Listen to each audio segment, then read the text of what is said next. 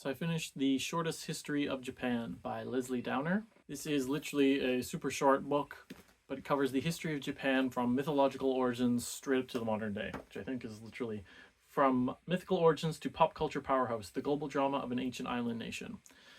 So I just grabbed this randomly in a bookstore because I've been reading a lot of Japanese books, and I kind of wanted some context for all these stories. Now I have studied Japanese history at university, but mostly in the modern period, Meiji Restoration, Showa era. So this was, I learned a lot, but it is a super short book. There's no way you can cover the history of an entire people in this short of a book. But I think it's a great start. I think it was really, really good. And if you know nothing about Japanese history and you want a place to start, I would suggest this book. And there's actually a series of sort of the shortest histories. So the shortest history of China, of Germany, shortest history of war, of Europe, Greece, India, shortest history of our universe. So it seems like there's a whole collection of them. Anyways, I read this one on Japan. So it follows events chronologically. Starts out in the Jomon period, where these pots are being made, and the pots that they've found in Japan are like some of the earliest clay pottery in the known world.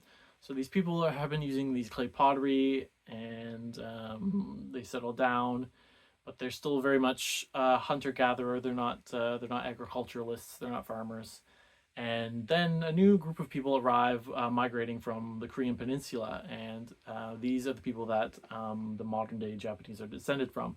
The so-called Jomon, the indigenous population, is sort of get pushed north up into the present day Hokkaido, where they're now the Ainu period, Ainu people. So the Ainu people are the people who were originally inhabiting all of Japan. And in this ancient period, the book talks about the influence of China. So China is the great civilization in this part of the world, and Japan, or what's becomes known as Japan, they go by Wa, they go by Yamato, and eventually Nihon, which from which we get the English word Japan. They import a lot of their culture, their writing, from China. But they do have sort of a unique language, which they still use Chinese characters to write. So eventually this one clan, the Yamato clan, starts to sort of gain prestige and power in central Japan.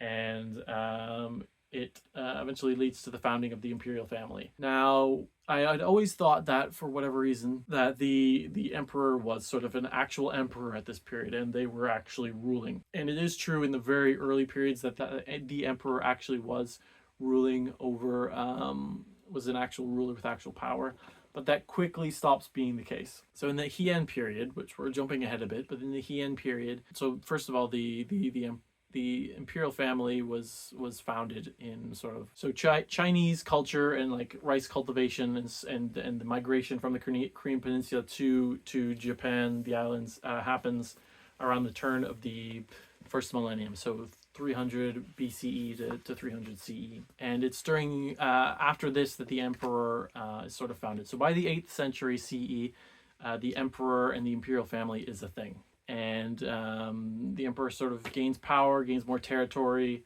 and actually rules. This book compares the emperor to Charlemagne in the West, in Europe. Same sort of similar time period. So the emperor is sort of conquering and is starting to rule all of China. Sorry, all of Japan. Not all of Japan, but a big chunk of Japan. And that's when we get into the Heian period, which is a period of peace, a period of high culture for those who are wealthy enough to be able to afford it. So those in the capital, Heian-kyo, modern day Kyoto, the emperor sort of ostensibly rules, and there is lots of arts, lots of culture. It is sort of seen as the sort of golden age of classical Japan. But it's important to note that even at this point, so the emperor was the ruler only for a brief period in the 8th and 9th centuries.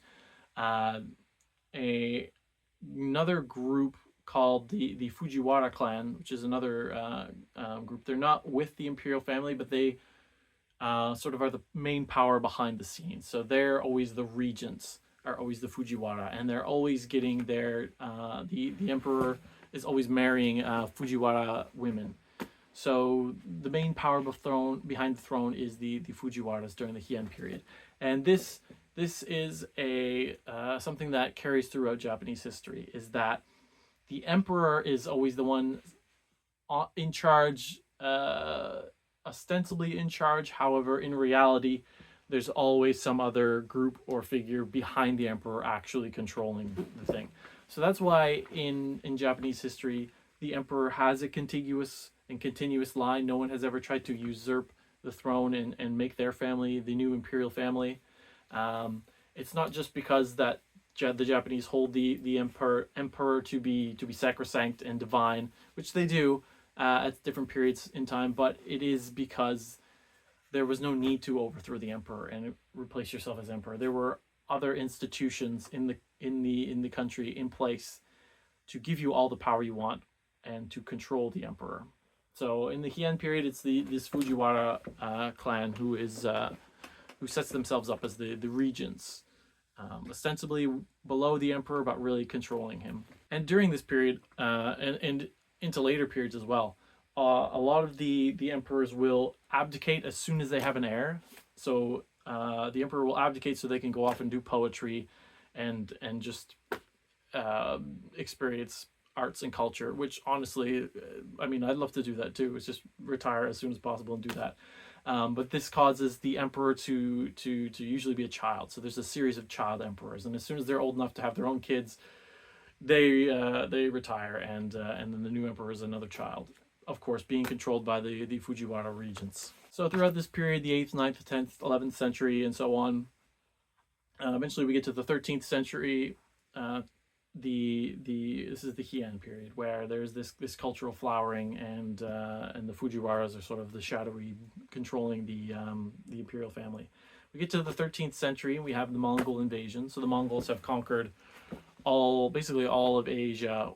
Well, I won't say all of Asia. They've conquered the biggest land empire in all of history. They're right into Hungary in Europe, and they are, of course, conquered China. Kublai Khan, and he set himself up as emperor of China, and is now eyeing up Japan.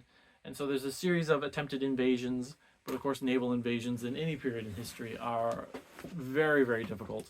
And the Japanese are managed to fight them off thanks to the kamikaze, the divine wind, kamikaze, I should say. This massive typhoon that sweeps up and wipes out this massive Mongol and Chinese invasion. So it's around this time as well. So in the 11th to the sort of 14th, 15th century, that the shogun becomes a thing. So the shogun is a title granted to a warlord, a general, who it means like barbarian quelling generalissimo.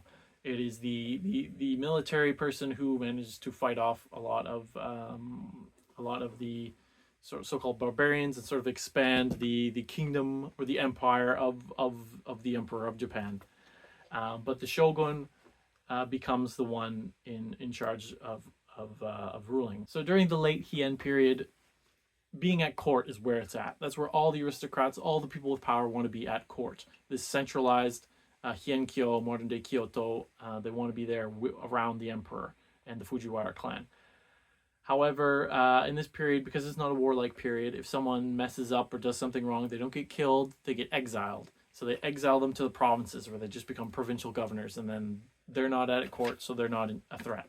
However, as the centralized government and the Heian period is in decline, all of these regional people start sort of looking after only their own provinces and their own territories, and there's a breakdown in centralized authority, and a rise in sort of provincial warlords who are more militaristic and who are declaring war on each other to sort of gain a bit more territory off of each other.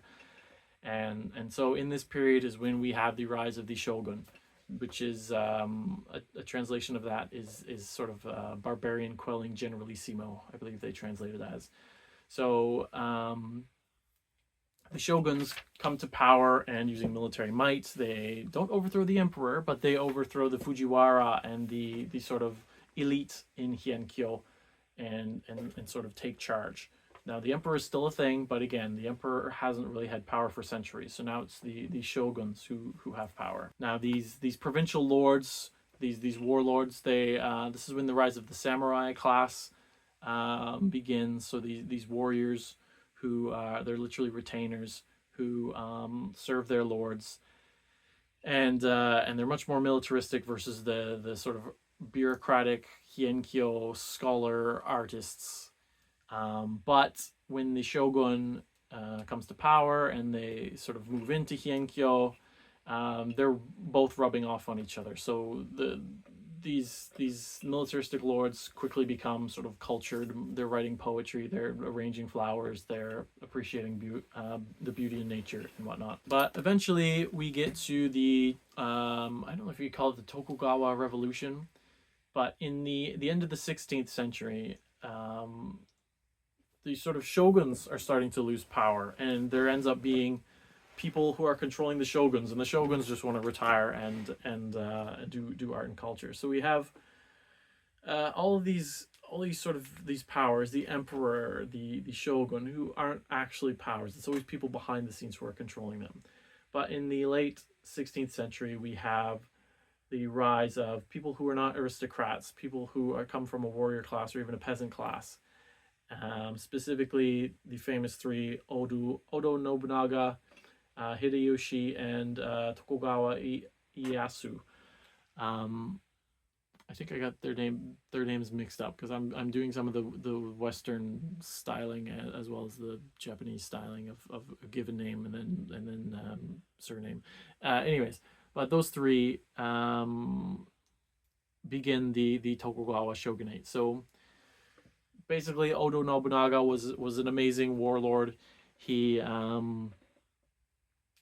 managed to conquer most of Japan, most of modern day Japan, and he was killed. And then his second in command, Hideyoshi, takes over, who's more of a diplomat, more of a placating, sort of friendly guy. He sort of lays further foundations for this new shogunate. And then when he dies, Tokugawa Ieyasu, who was sort of the wily, conniving, biding his time man, takes over. So Hideyoshi had gone off to Korea to try and conquer Korea. Tokugawa had stayed back in Japan, hadn't helped, and then when Hideyoshi died, Tokugawa is now set up to become the shogun of all Japan. And this is the first time that the shogun is actually, not the first time, but at this point, this is like sort of a new period in Japan where the shogun sort of sets up a new bureaucracy. They create a new capital in Edo instead of Kyoto. The emperor stays in Kyoto. But this is the beginning of the Tokugawa shogunate. And so it's a new sort of bureaucratic system, a new age for Japan, and a new age of peace for 250 years. But it's also an age of isolation. So in the early 17th century, the Portuguese are coming to Japan, and they are sort of exporting Christianity. And basically this ruffles a lot of feathers. It causes a lot of problems. So the Tokugawas just ban Christianity, persecute the Christians, kick out all the Christians, all the Portuguese, and shut down Japan. No one's allowed in. They turn away any foreign ships. It becomes a super insular nation, but it grants them 250 years of peace. They do, however, let the Dutch have a little island off Nagasaki where they can trade, but no religion, strictly trading. And that lasts until the 1850s. So, of course, in the 1850s, Matthew C. Perry, the American, shows up with a couple American steamships, and basically the term gunboat diplomacy is used. He threatens to shoot up Japanese harbors if they do not let the Europeans into trade.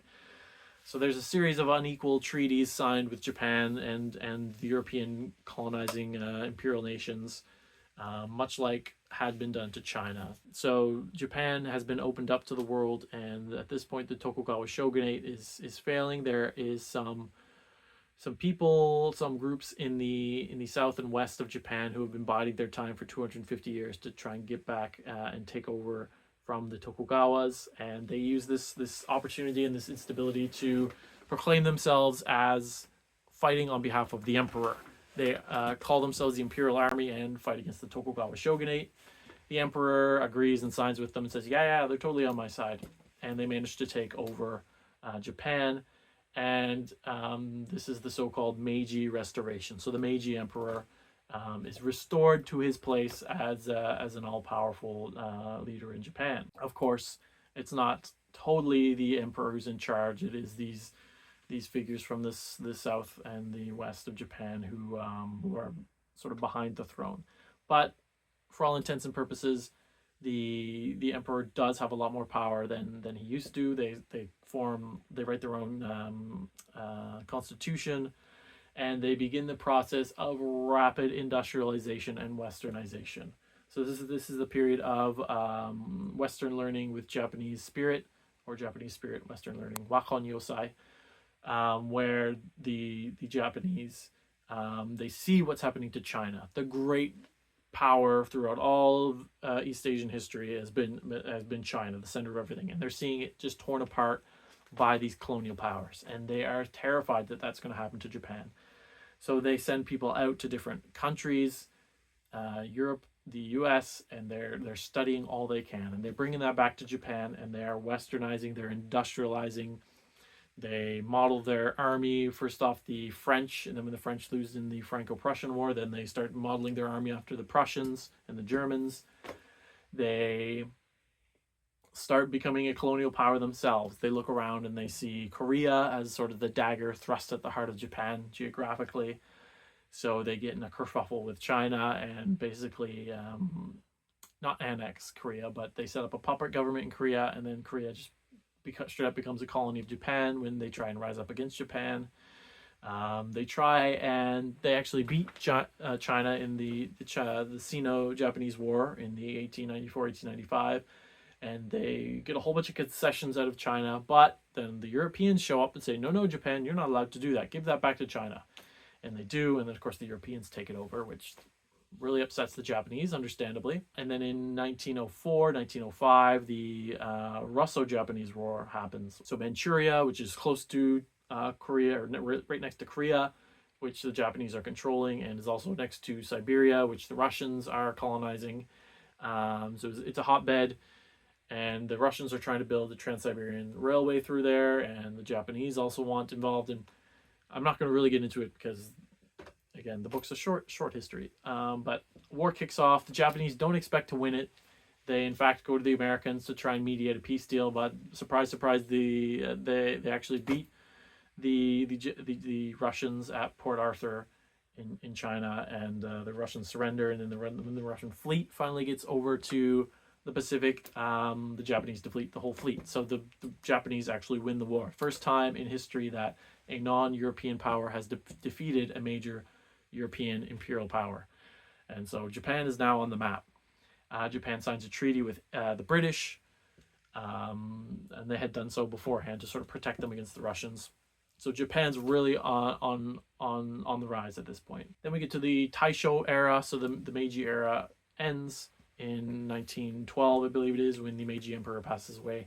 And then we have the Taisho Emperor, who might have been kind of a crazy guy, maybe not all there. So he was sort of kept out of the public sight. And also all of these old aristocrats and oligarchs who had been controlling Japan are starting to die off. And they had set up a diet, sort of an elected government body, which didn't really have any power. But in the Taisho period, it starts to actually get power, and because of the lack of these oligarchs. So the Taisho era is a shorter era, like 15 years, but it's seen as a very liberal era. So people are sort of much more free. They're talking a lot about communism and socialism, Marxism. Maybe communism is not the right word, but yeah, the Taisho is a very liberal and sort of they call it the jazz era of Japan. But it ends when, of course, the Taisho Emperor dies, I believe in 1927, and then in 1929 the stock markets crash. Which I skipped the whole Great War, but the Great War, the First World War in Europe was great for Japan. So Japan all trade was sort of interrupted, and manufacturing was switched to military stuff because of it's a world war. But Japan wasn't really affected by it because they're so far east and away from the sort of central theater in Europe. So they really took advantage of that and were exporting tons of stuff. They took over all of German colonies in East Asia and managed to keep them after the end of the First World War. And they were actually at the signing of the Treaty of Versailles. But they got to keep the German colonies, but they did not get a racial equality clause signed into the treaty. So they were kind of miffed about that. But they did join the League of Nations. So Japan's like, it's doing great. But the stock market crashed in 1929, causes major issues, and sort of a rise of a military right. And then that's the beginning of the Showa era. And the military starts to sort of take over at that point. And that, of course, leads into 1937, the Second Sino-Japanese War, when the Marco Polo Bridge incident happens, and Japan goes to war with China again. And they're conquering China. They get kicked out of the League of Nations because they're conquering China. They're being the aggressors. But their industrialization, they have such a need for resources. And so they need more colonies. They need more land to get these resources. And so some of the people in Japan have been sort of begging for a war with America for a long time. So America had colonized and owned the Philippines at this point, which is pretty nearby to Japan. America also shut off a lot of the oil that Japan needed. Japan was only had a week's worth of supply of oil. And so that leads into December 7th, 1941, a date which will live in infamy, when the Japanese attack Pearl Harbor and declare war on the United States. And of course, long story short, that doesn't go so well for Japan. They bit off a lot more than they can chew. And after the firebombing of Tokyo, which burns Tokyo to the ground, and then a couple of atomic bombs thrown in for good measure, Japan unconditionally surrenders to the Americans. And not just the Americans, but all the Japanese that were in Manchuria and China get sort of not conquered, but the Soviets push into Manchuria and kick out or capture all the Japanese and ship them off to Siberia. Not a good time for Japan. So they lose Korea as a colony. They managed to keep Hokkaido and Okinawa, the Ryukyu kingdom. I believe they still have that. Of course, they lost Taiwan. So the war ends, and the Americans write up a new constitution for Japan. And they try and demilitarize it and shut it down. Interestingly, though, the Supreme Commander of the Allied forces in the East, Douglas MacArthur, agrees to keep the emperor around. So the emperor, the Showa emperor Hirohito, gets to remain emperor, and all of the sort of war crimes and everything are blamed on all the generals and a whole bunch of other people. So a lot of these war criminals get imprisoned and exiled from government, and so a whole new government gets put in place. And the Americans sort of force a lot of sort of freedoms and liberals on the Japanese. So women now have the right to vote. They're allowed to form unions. They're allowed to strike, which starts making Japan a lot more left-leaning. And they're talking again about socialism and Marxism. And in 1949, 1950, of course, this is a big issue for the Americans. They're like, ooh, what have we done? What have we unleashed? And the Korean War kicks off. Between China and the U.S. Ostensibly, so the U.S. wants to sort of backtrack and be like, whoa, let's sort of let the right wing in Japan have a bit more power so that we can use Japan as sort of a military jumping off base for our war against communism in the East, this new Cold War. So a lot of the war criminals and military people were reinstated in Japan. Japan still was not allowed to have its own military, but they created the Self-Defense Force, which is a policing unit, but it's really an army. It's like Putin doing a policing action in Ukraine. And then we're into a series of prime ministers who, a lot of them are corrupt, leading up to the huge boom in the 1980s when the Japan is just economically flourishing due to huge investment from the Americans, and also the need to not have to sort of run their own military, and Japanese frugality during this period, inefficiency and manufacturing methods. Japan is sort of, it's seen as taking over the world in the 80s, which is a really cool story. I'd love to read more about Japan in the 80s and 90s. That really interests me. But then the bubble sort of pops in the 1990s and Japan crashes, but not too hard because people were very, very rich in the 80s. So while things weren't great, they weren't horrible in the 90s. And the book sort of continues on into the 2000s and talks about the 2011 Fukushima nuclear reactor meltdown from the tsunami, and it killed a lot of people. I didn't realize how many people had died back then. And talks about Shinzo Abe and how popular he was and all the things that he did and sort of the changes to Japan, the more especially recently since 2022 when Russia invaded Ukraine, how and certainly with the current US, what's been happening since 2016, how the sort of pullback of the US as a global power and how they don't care to sort of police the world anymore, and they want to be more insular. So Japan is now turning more militaristic. Of course, nothing like the 1930s yet, and I don't think that's going to happen. But they are trying to change their constitution to be able to actually have a military. So that's sort of the more recent stuff, and it's really strange reading a history book that's talking about stuff that is almost not history and more politics, more current events, because this book was published last year, so it's like fresh off the presses, which is really cool though to read a history book that goes right up to modern events. So that was the book. Super cool, super short, covers all kinds of stuff. Has little snippets about culture, about poetry. It's got lots of pictures. Would recommend if you know nothing about Japan and you want just a quick overview of Japan. So that was The Shortest History of Japan by Leslie Downer.